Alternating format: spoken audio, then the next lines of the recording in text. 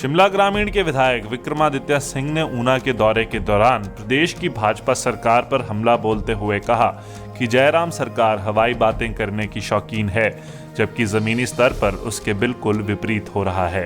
विक्रमादित्य सिंह ने कहा कि सरकार ने सभी वर्गों के लिए बड़ी बड़ी बातें ही की हैं, जबकि जमीनी स्तर पर उन वर्गों के लिए कुछ नहीं हुआ है।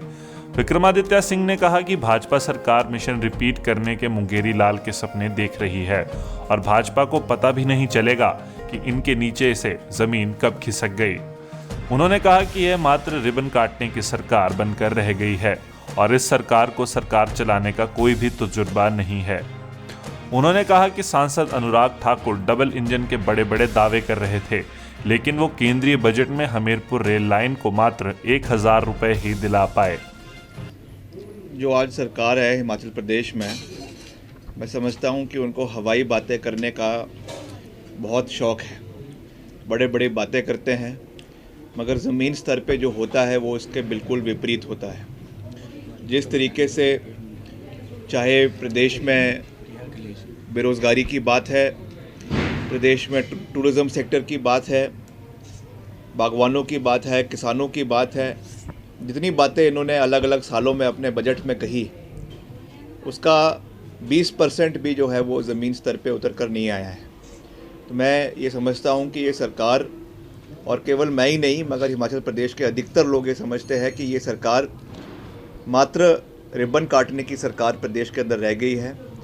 मुंगेरी लाल के हसीन सपने देख रही है और इनको पता नहीं चलेगा कि इनकी ज़मीन, इनके पाँव के नीचे से ज़मीन कब खिसक जाएगी, क्योंकि ये इनएक्सपीरियंस्ड लोग हैं।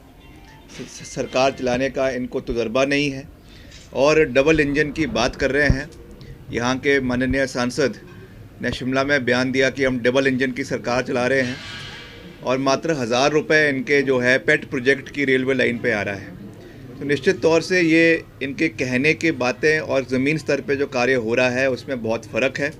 जो अभी आने वाला बजट है, चौथा बजट है इस सरकार का, मैं समझता हूं कि उसमें केवल और केवल मात्र घोषणाएं रहेगी।